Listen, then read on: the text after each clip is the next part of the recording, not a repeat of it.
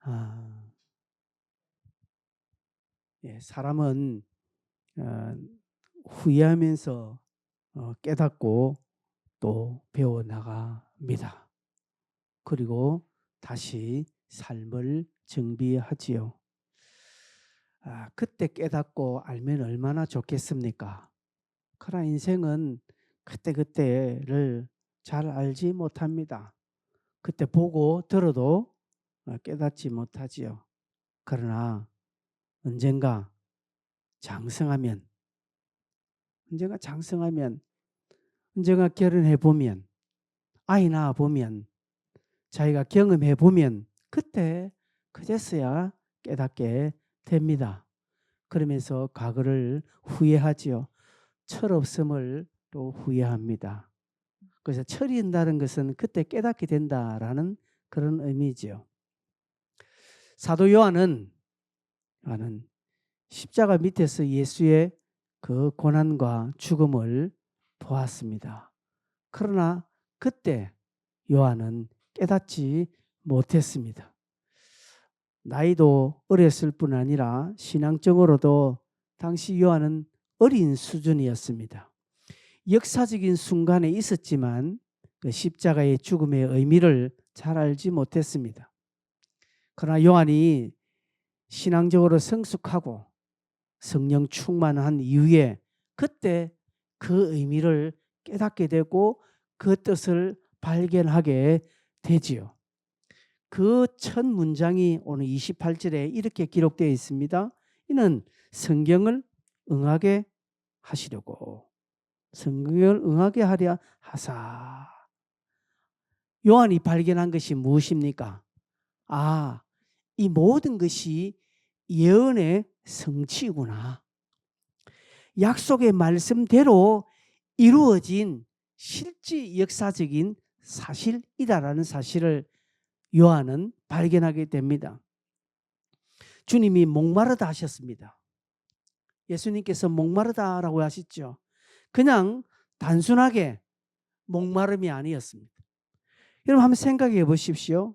주님이 매달린 십자가의 시간은 정오를 가리킵니다. 한낮입니다. 땡볕이 내리쬐는 시기였고, 그리고 피가 다 쏟아져 손과 발에 찔렀던 그 못자국 때문에 피는 조금씩 새고 있는 것입니다. 이때 목마르다 외칩니다. 사람들은 단순하게 주님이 목마른가 보다라고 생각했습니다. 그러나 이 단순한 목마름이 외치 아니라 이는 성경을 이루기 위함입니다. 시편 69편 21절 보니까 이렇게 기록되어 있습니다. 그들이 쓸개를 나의 음식물로 주며 목마를 때 초를 마시게 하였사오니, 이라고 있습니다. 목마르다는 것이죠. 이 목마름이 그냥 예수님께서 육신적으로 실제로 목이 마르지만, 그러나 성경을 응하게 하는 주님의 의도적인 외침이라는 것이죠. 사람들은 그 외침을 듣고 누군가 신포도주, 오늘날 식초를 말합니다. 신포도주를 입에 갖다 댑니다. 그들이 쓸개를 나의 음식물로 주며 목마를 때 초를 마시게 하였다 줬죠. 그 사람은 주님이 목마르다 불쌍히 여겨서 그렇게 했는지 몰라도 그 행위 역시 성경을 이루는 과정이었다는 사실입니다. 요한이 깨달은 것이 이것입니다. 예수님의 행위 하나하나, 예수님을 둘러싼 모든 상황과 사람들의 움직임, 모든 되어진 일들 하나하나는 다 구약의 약속의 말씀대로 그대로 이루어진다는 것을 요한은 뒤늦게 발견한 것입니다. 군병들이 보십시오. 누가 시킨 것 아닙니다. 그냥 예수님의 그 옷을 그냥 누군가 좀 나누어 갖자, 자기들은 장난스럽게 했을 수도 있습니다. 그러나 이건 역시도 예언의 성취라는 것이죠. 시편 22편 18절을 보면 내 겉옷을 나누며 속옷을 제비 뽑나이다 라고 되어 있습니다. 저 시편의 예언의 말씀들이 이루어지는 것입니다. 군병들은 장난스럽게 그냥 재미삼아 그냥 했을지 몰라도 그건 역시 구약의 약속의 말씀이 이루어지고 있다라는 것입니다.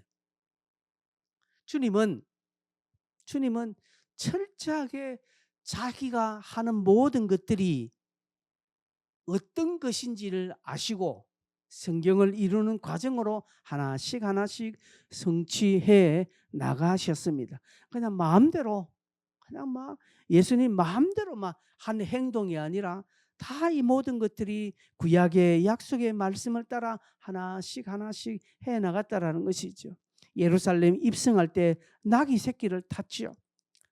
예수님께서 그냥 다리가 아파서 우연히 그냥 빌린 것 아닙니다. 그건 역시 예언의 성취입니다. 스가랴 9장 9절을 보면 그것이 나와 있죠. 시온아 따라 크게 기뻐할지어다 예루살렘에 따라 즐거이 부를지어다 보라 네 왕이 네게 임하시니 그는 공의로우시며 구원을 베푸시며 겸손하여서 나귀를 타시나니 나귀의 작은 것 곧 나귀 새끼니라. 구약의 나귀 새끼를 탄다라고 예언되어 있다는 것이죠. 그래서 예수님께서 그 예언의 말씀을 기억하시고 의도적으로 나귀 새끼를 탔다라는 것이죠. 소달구지를 탈 수 있고요. 말도 탈 수 있는데 왜 굳이 나귀 새끼냐? 구약에 예언되어 있기 때문에 그렇다라는 것이죠. 목마르다 했을 때도 실제 예수님은 목이 마르셨습니다. 이 목마름의 고통이 컸을 것입니다. 그러나 예수님의 이 갈증의 고통보다 더 큰 것은 예언의 성취라는 것이죠. 예언의 성취가 더 중요했다는 것이죠. 그래서 목마르다 외친 것이지 실제 막 갈증이 너무 심해서 인간적으로 내가 목마르다 한 것이 아니라는 사실입니다.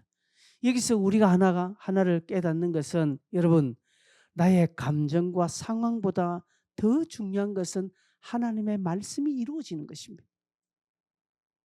여러분의 지금 고통, 여러분의 지금 상황, 여러분의 환경보다 그걸 이루는 것보다 그걸 해결하는 것보다 더 중요한 것은 그 고통과 상황과 형편을 통하여서 하나님의 약속의 말씀을 이루어 드리는 것이 더 중요하다는 것이죠. 누가 내 오른뺨을 때렸습니다. 그러면 화가 나서 나도 한 대 쥐받고 싶습니다. 그러나 한 대 쥐받고 싶은 그런 내 감정이 있지만 성경은 뭐라고 하십니까? 오른밤 맞으면 왼밤 돌리대로 말했거든. 그래서 의도적으로 왼밤 돌리대는 것이 성경을 이루는 것이라는 것이죠. 내 마음대로 살고 싶습니다. 내 지금 하고 싶은 대로 하고 싶습니다. 그러나 성경은 뭐라고 합니까? 네 자신을 부인해라고 합니다. 그렇지 않으면 내 제자가 되지 못한다고 하니까 그 말씀이 생각나니까 내가 말씀을 이루는 것으로 나를 부인하고 세월을 아끼고 하는 것입니다. 게으르고 나태하고 싶습니다. 내 마음대로 하고 싶습니다. 그래서 성경은 뭐랍니까? 게으르지 말라라고 했습니다. 열심을 품고 주를 섬기라 했으니 내가 이 약속의 말씀을 따라서 내가 게으르지 않고 열심으로 내가 살아야 되겠다라는 마음이 드는 거죠. 그래서 우리는 열심을 내는 겁니다.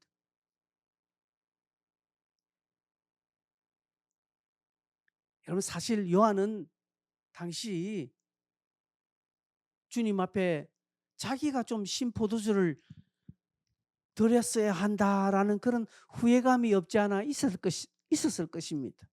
명색이 제자인데 당연히 예수님 바짝 옆에 붙어서 예수님이 목마르다 할 때 자기가 뭔가 좀 드렸어야 했는데 그 하지 못한 것이 문내 아쉬웠을 수도 있습니다. 그러나 훗날 깨달은 것은 이런 죄의식에서도 그가 해방받는 것입니다. 후회가 아니라 지금이라도 빨리 말씀으로 돌아와서 아직 내가 깨닫지 못하고 있는 하나님의 말씀이 무엇이고 지금 나를 통하여서 성취되어야 할 하나님의 말씀이 무엇인지 살피는 것입니다. 못한 거 늘 후회하지 마세요.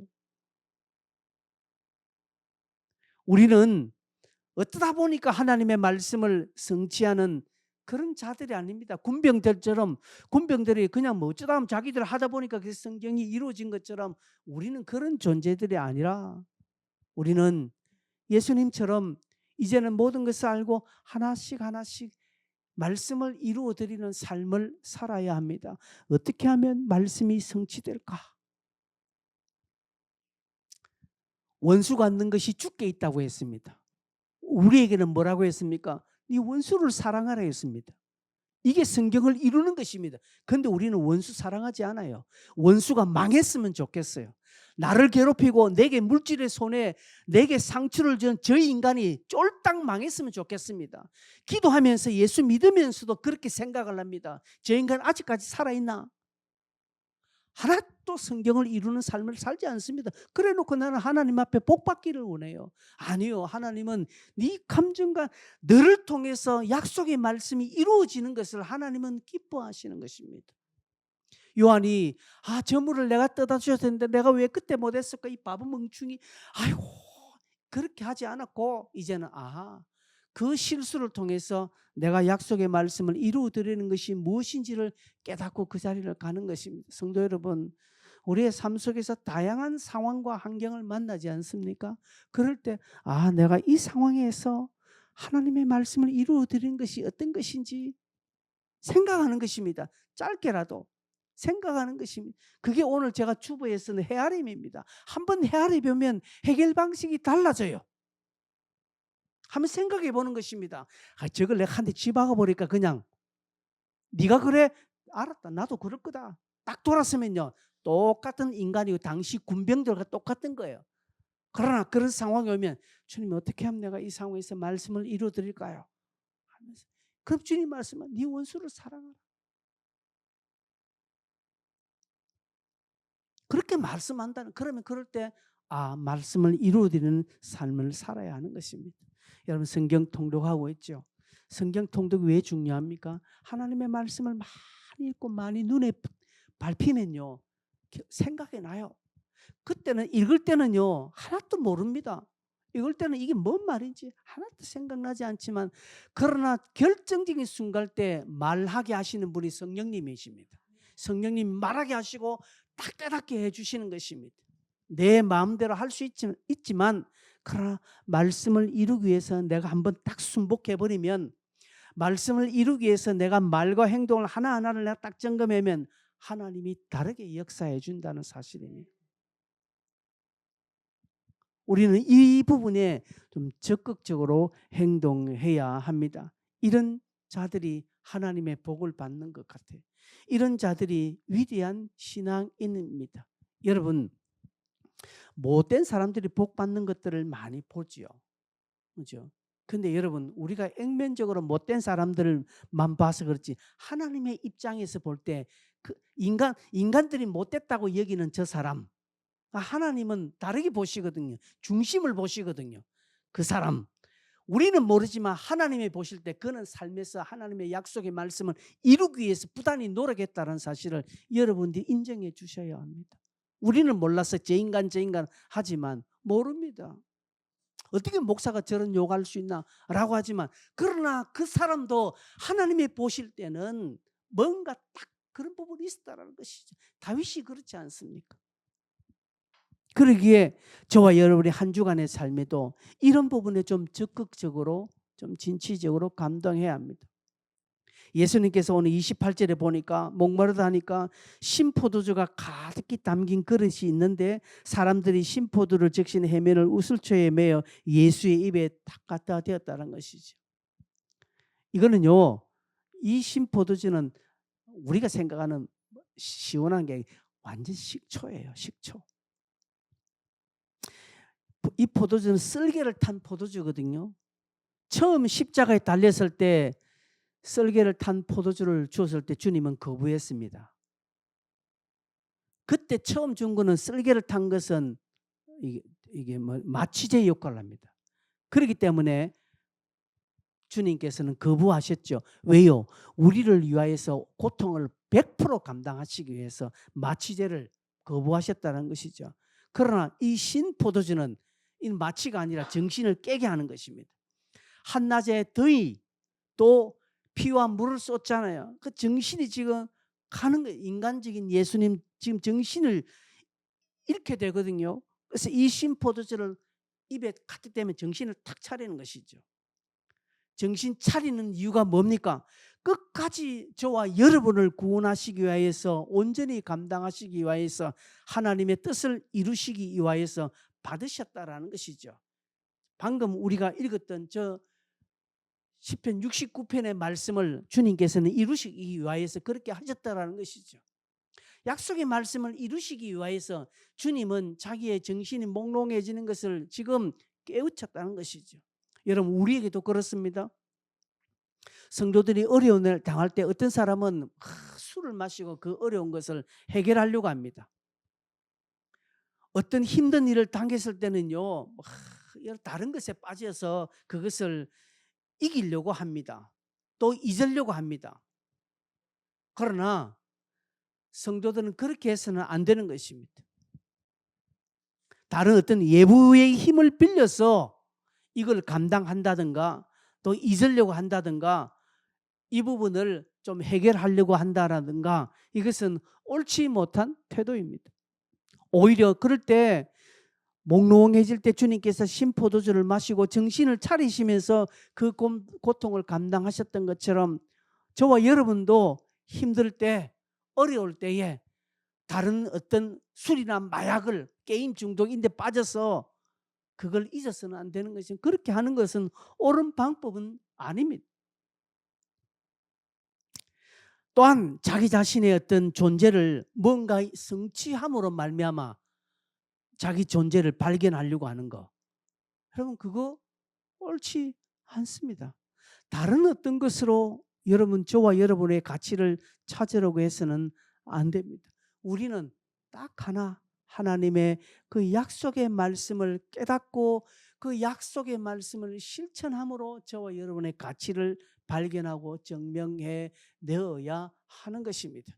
예배당에 양복 입고 넥타이 메고 머리 기름 바르고 쫙 앉아서 점잖게 한다고 해서 그 존재가 귀한 존재가 되는 것 아니라는 것이죠. 왜 주님이 세리를 귀하게 보셨습니까? 자기가 죄인이라는 것을 알았다는 것이죠. 주여 나는 죄인이로소이다 발견했기 때문에 성경적인 가치를 가졌기 때문에 주님은 그 세리를 귀하게 보셨습니다. 바리새인들 보십시오. 시장 어귀에서 손 흔들며 기도하고 헌금통에 입으로 잔돈을 받고 와서 떼그랑 소리 내도록, 그것도 하나 떨어지면 소리가 딸랑 나잖아요. 그래 잔돈이 떨어지면서 여러 개 떨어지면 오락 떨어지잖아요. 그러면 사람들은 보고 바리새인들 헌금 많이 한다. 이것 가지고 자신의 어떤 바리새인의 존재를 드러내려고 하니까 주님은 외식하는 자들이라고 독사의 자식들이라 욕을 하셨습니다. 여러분, 우리는 다른 어떤 것들이 나를 증명해 주는 거 아닙니다. 세상 사람들이 여러분을 귀하게 봐준다고 여러분이 귀합니까? 아니에요. 절대로 귀하지 않습니다. 하나님은 중심을 보십니다.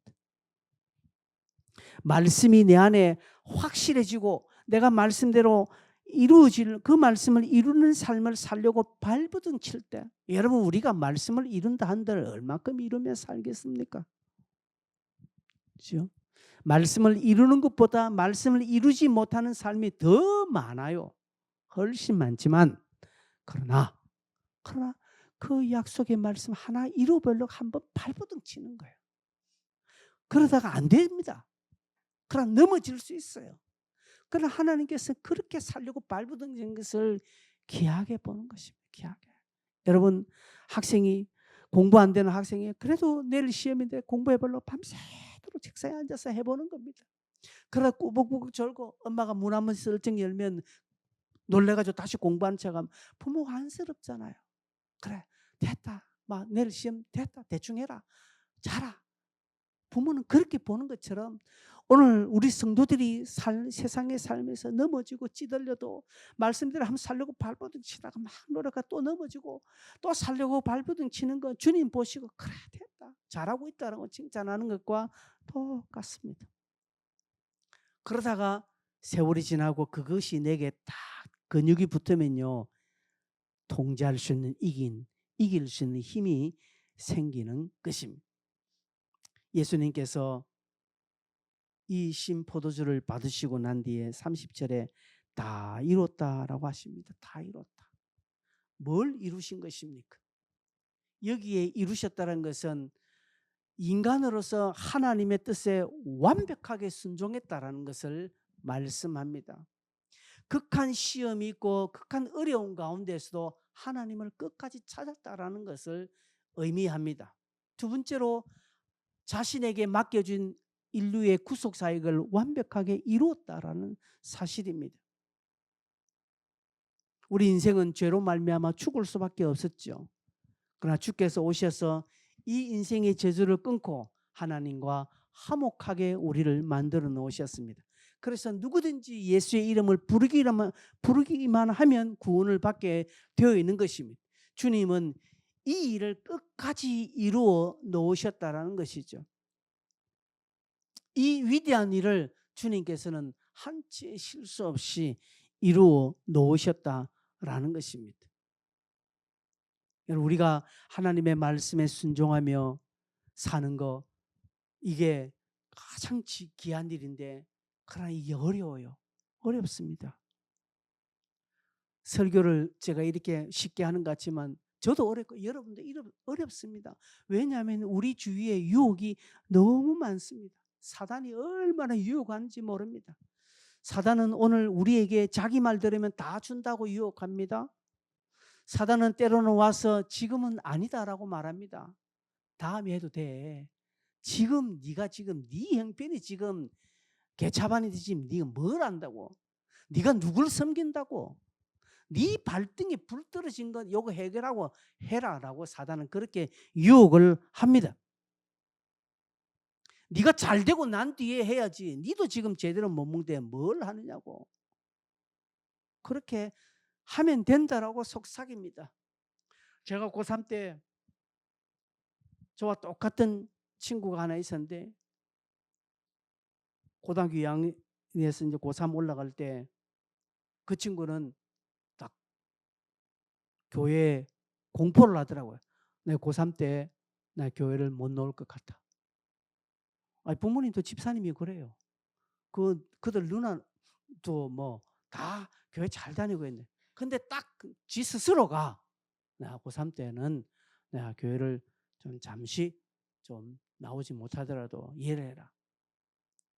내가 만약에 대학 떨어지면 하나님께 무슨 영광이 되겠느냐.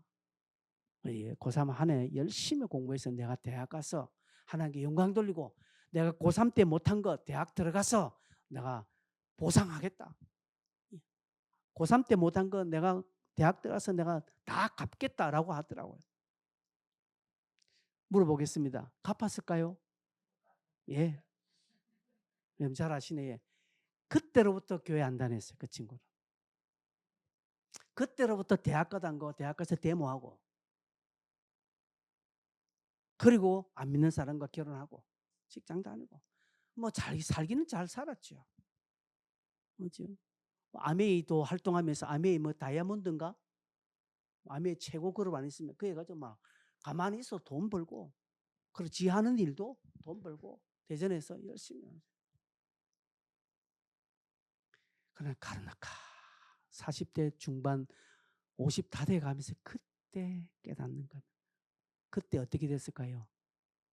졸땅 졸땅까지는 아니고 졸땅까지는 아니고 하는 게 다 안 되는 거예요. 이제는 그제서 정신 차리고 왜 망하고 다들 교회 오는지 몰라 나는. 그죠? 그제서 그때 내를 찾더라고요. 내를 찾더라고요. 지금은 교회 잘 다닙니다. 지금 정신 차리고 열심히 다니고 뭐 합디다. 뭐 단기 선교 나가고 뭐 좀 이렇게 하는데 자 나도 그렇게 한번 좀 허랑방탕 살다가 가르니까 왔으면 참 좋겠는데 여러분 근데 저는 안 그랬거든요. 저는 고3 때 열심히 했습니다. 새벽기도 안 빠지고요. 물론 일주일 내내 다 간 게 아닙니다. 우리 학생들은 토요일 주일 새벽기도 와야 되거든요. 토요일 주일 새벽기도 나오고요. 왜 주일날 새벽기도 안 오면 그날 찬양대 뭐 교사 아무것도 못하기 때문에 주일날 새벽기도 무조건 와야 돼요. 그때 다 했습니다. 아침 7시 반에 교회에 와가지고 저녁 10시 반쯤 집에 갔습니다. 주일날. 그렇게 신앙생활을 했습니다. 그렇게 했기 때문에 제가 이렇게 믿음 안에서 살고 있는 거예요. 비교해보면 가르느까 온 사람과 저와 뭐 다를 바 없지만 그러나 하늘나라의 상급은 분명히 다를 겁니다. 세상은 그렇게 말한다 이 말입니다. 세상은 그렇게 우리에게 네 성공한 뒤에 네가 잘 된데 그때 네가 잘 섬기면 안 되겠나. 그게 하나님께 영광이 안 되겠나라고 하지만 그러나 진짜 성공은 하나님의 뜻에 순종하면서 끝까지 사는 사람이 그 성공한 사람입니다. 성공이란 가치가 세상에 있지 않기 때문에 우리는 할 수 없는 상황에서도 원망하지 않고 믿음으로 끝까지 견뎌내는 것이 성공입니다. 비록 우리가 세상적으로 명예나 물질이나 권력이나 이런 것이 없다 하더라도 그죠?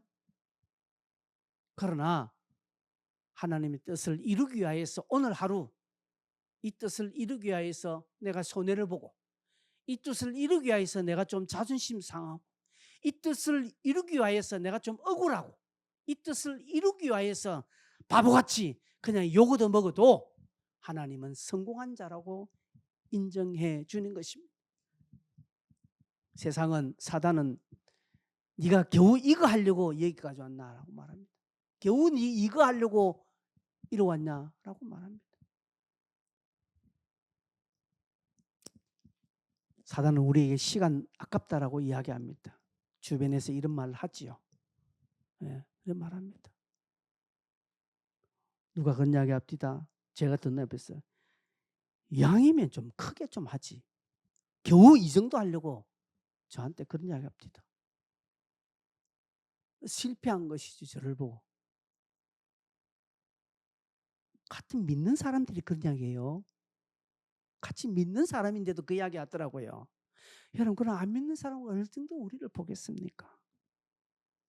여러분 예수님의 삶을 한번 보십시오. 예수님께서 그 이스라엘의 모든 병자를 다 고치셨습니까? 아니에요. 예수님은 세계 전도 여행도 한 번 한 적 없습니다. 예수님은 이스라엘 바깥을 떠난 적이 없습니다. 예수님의 제자는 고작 12명입니다. 그 중에 한 명은 따라지고 예루살렘에서 지지를 얻지 못했습니다. 모든 사람이 십자가에 못 박으라고 했습니다. 인간적으로 보면 예수님은 완전히 망한 삶을 사신 분입니다.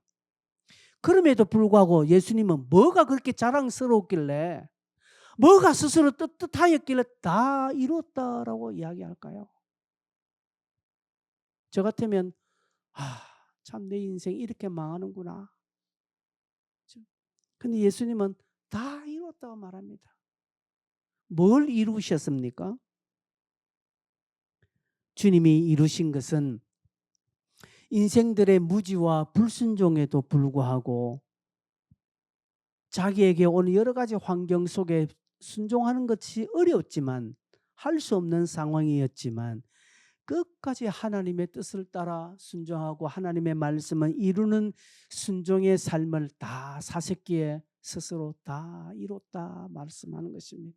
여러분 우리 모두가 마지막 날 언젠가 우리도 숨을 거둘 때 오지 않습니까? 그럴 때 여러분 이런 고백할 수 있기를 바랍니다. 내 한평생 부족했지만 하나님의 말씀을 따라 살려고 부지런히 내 달려왔다. 이 말 한마디 하는 게 얼마나 위대할까요? 그런 순종의 삶을 말씀을 이루는 삶을 성경을 응하게 하는 삶을 우리 모두 살았으면 좋겠습니다. 가장 위대한 삶이 뭘까요? 여러분 가장 위대한 삶은 한평생 하나님의 말씀 통치받으며 내 삶의 영역에서 하나님을 영화롭게 하는 삶이 가장 위대한 삶입니다. 비록 세상에 알아주지 않지만 10원짜리 하나 얻고 땅 한 평 남김없고 집 한 칸 남기지 못한 그런 삶이라 할지라도 그의 평생에 하나님의 말씀을 이루기 위하여서 하루하루 살았던 그 사람이 가장 위대한 삶을 산 것입니다. 이 사람은 하늘에서 해같이 빛날 것입니다. 신앙은 사상이 아닙니다. 여러분, 신앙은 실제입니다. 여러분, 우리가 하나님 앞에 얼마 알고 있느냐로 평가받지 않습니다. 네 성경 얼마 읽었느냐, 그것으로 평가받지 않습니다. 네 얼마나 교회 생활 잘했느냐, 그거 평가받지 않습니다. 네가 들은 말씀대로 얼마나 살았느냐, 어떻게 살았느냐로 평가받는다라는 사실입니다. 들은 말씀 가지고 실제를 사셔야 합니다. 그럴 때 하나님 나라가 그 심령에 임합니다. 여러분, 예수를 믿어도 지옥 같은 삶을 사는 사람이 있습니다. 스스로 그렇게 사는 사람이 있어요. 스스로 자기를 지옥으로 만드는 사람이 있습니다. 그러나 어떤 사람은 예수를 믿어도 하나님의 나라가, 그 심령의 평강의 나라가 임하도록 하는 사람이 있습니다. 비록 아무것도 없어도, 비록 그날은 라면 한 끼 먹고 하루 종일 살아도 행복한 이유는 말씀을 이루는 삶을 살았기에 하나님께서 그에게 하늘의 기쁨과 하늘의 평강과 하늘의 만족을 부어주기 때문입니다. 여러분, 이 한 주도 들은 말씀대로 우리가 살아가 보기를 원합니다. 다 한 가지, 우리가 10가지 100가지 할 수 없습니다. 다 한 가지. 오늘 여러분 이 설교 듣고 이 한 가지 무엇이라고 여러분에게 주어집니까? 그것 가지고 한 주 살아보셨으면 좋겠습니다. 여러분, 우연 없습니다. 하나님의 뜻을 나타내든지 거스르든지 딱 두 중에 하나뿐입니다. 우리의 삶에는요. 내가 속한 환경에서, 지금 있는 곳에서 말씀대로 살지 못하면 상황이 바뀐들 결코 말씀대로 살지 못합니다. 그래서 지금 이대로, 지금 이 모습대로 우리에게 준 이 세상에서 하나님의 말씀을 이루는 삶을 살아가도록 하겠습니다. 여러분, 오늘 성공하면 내일도 성공합니다. 그렇죠? 오늘 믿음의 일성을 하면 내일 믿음의 이성할 수 있습니다.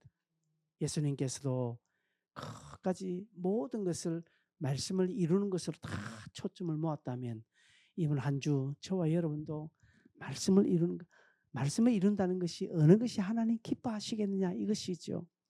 그렇게 삶을 못 두고 말도 그렇게 하고 내 행동도 그렇게 간다면 하나님이 여러분에게 특별하게 다른 방식으로 보상해 주실 것입니다.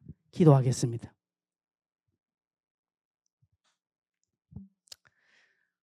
들으신 말씀에 여러분에게 다가온 도전은 무엇입니까?